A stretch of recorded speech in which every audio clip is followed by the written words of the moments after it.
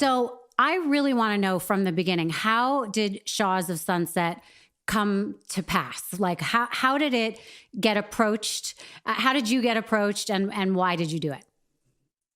So I was living in Las Vegas, and I spent all my 20s in Vegas. So from the time I was about 21, I dropped out of law school, moved to Vegas to pursue a career in real estate. Market was booming, was making great money. Market crashed.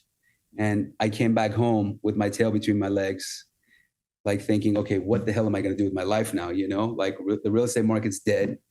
But I had saved up just enough money where I could survive, but I wasn't thriving. And I convinced my middle brother, who was a dentist, to move in with me. And I found us a house in the Hollywood Hills because I wasn't going to move back with my parents, right? So I have a house in the Hollywood Hills. I'm driving home one day, and on the side of the road is this guy, Sammy, Big Sam from season 1 of Shahs of Sunset. Standing on the side of the road, and I've known this guy for years. You know, we partied together, you know, got nuts, girls, all this type of shit. He's a really fun guy. But one thing I knew about Sammy was that he talks a lot. So if you were going to speak with him, it's going to be an hour conversation because he has so much to say all the time. So I saw him and I thought he didn't see me because I zipped by, and he starts yelling my name, Mike, Mike. I'm like, I was going to ignore him. Then he calls me. He's like, come back. I need to talk to you. And I drive back down, and he's like, hey, man, we're filming this new reality show. They don't have a name for it yet, but it's about Persians in LA, and you'd be perfect for it. And I'm like, oh, hell no. I heard about this. So-and-so is going to be on it. I want nothing to do with it. I want to be anonymous. He took it upon himself to give the producers my phone number anyways. So this kid, Jesse, who was the creator of the show, who worked for Ryan Seacrest, kept bugging me, called me about 15 times. And every time I said to him, I don't want to do it. And then finally, Ryan Seacrest reaches out to me and says, hey, Mike, I heard you're a stud and you're good looking. And he's charming me. And I'm like, oh, wow, this is Ryan Seacrest telling me all these things. I just came back from a very fulfilled career where I'd lost everything. And this guy's complimenting me. He kind of like baited me. And I was like, all right, I'll sit down with you. And we sat down and he talked to me about the Kardashians and all this other shit that was happening. And I was like, all right, this is my second wind of life. This is where my opportunity is going to come from. Your second act. Yeah. So, okay, let's give it a shot. And before I know it, I'm in some house in Studio City in a backyard with a bunch of people, some who I had known but not really close with, and a lot of strangers, all Iranian. And they just interviewed me, and we created this little sizzle that they wanted to show the producers of the show to see if we're right for this new show that they're going to be producing. So the people that they picked for the sizzle reel, was that the people that ended up being on the actual show? Yeah. So it started with there was 20 people there that night. And then from that 20, after we were done, we left. Then they brought us back together, and it was a dwindled down group of people. And then it got dwindled down more. And then we filmed the show. And then once we filmed the show, they gave us 6 episodes. From the 6 episodes, they picked who was on the first season of the show. And what was your relationship like with the people that were the core OGs of Shahs of Sunset? So Reza he just turned 50 in August. Okay. I am 44. Mm-hmm. Right. So if people put 2 and 2 together, they realize that we were not in school together. Right. It's impossible. But the Iranian community is small. So we knew of each other. Mm-hmm. Right. But I was not close with any of these people, except for Gigi. I grew up with her. She was like my little sister. I was best friends with her sister, Layla. And the rest of us, we were acquaintances. Right. But when you start filming a show like we did, where the premise is, hey, you guys are really, really close, we kind of got the idea, if we don't give the network what they want, the show's not going to work, because they kept embedding that into our brains. Hey, these checks don't come cheap. You guys have to listen to us. We know what we're doing. Just follow what we're telling you, and it's a path, and we're going to lead you to the path for success.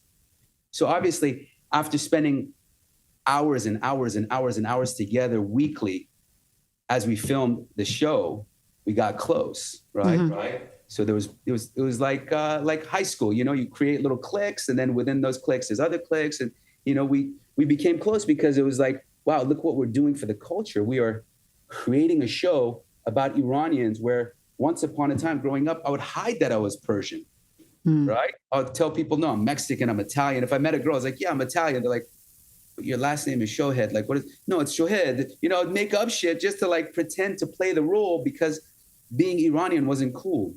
And when we started filming, the production crew was so excited. Like, dude, your culture is amazing. The food, the music, the culture. So I was like, wow, it gave me a new perspective on what people thought. So I became proud of the show. So I wanted to create something that the world would find to be interesting and creative, but also full of drama and sexiness and all this other shit, so that we create something that will survive in this world of television where you have so many different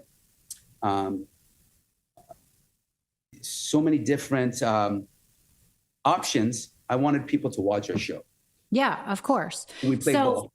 So when you guys weren't filming, how often were you actually choosing to spend time with each other? I mean, I've done a couple reality shows in the past, and I found that when I'm on a show, I get so immersed with the people I'm with.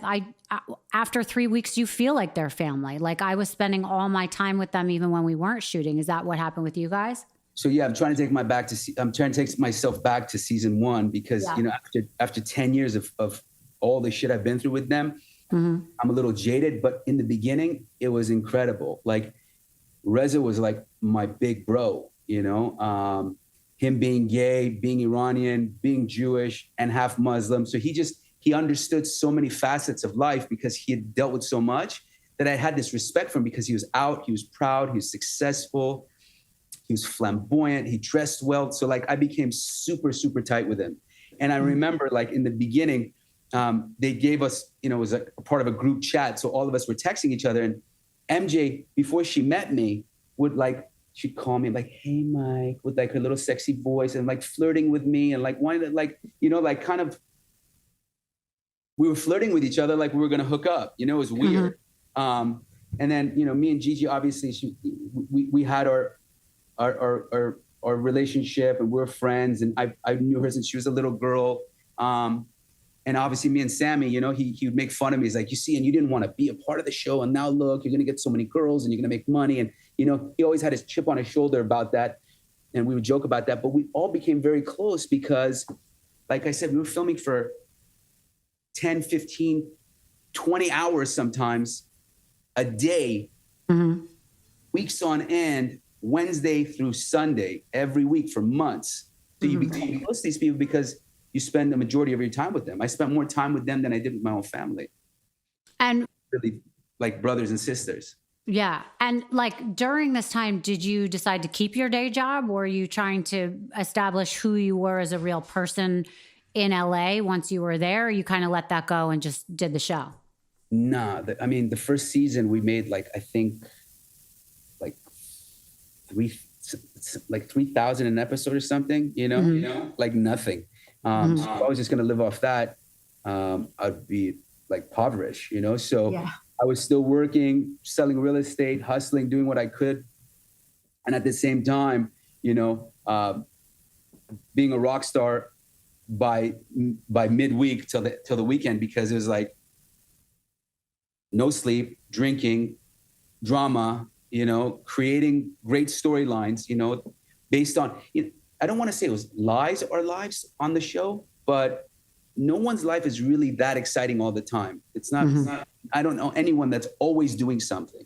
And they had us going on excursions and hanging out and dinners and staying up all night and then going back to filming early in the morning. So I was trying to balance both lives, but yeah, it was hard. But no, I definitely had to do more in order to survive, especially in LA, living in a house in Hollywood Hills. It's not cheap.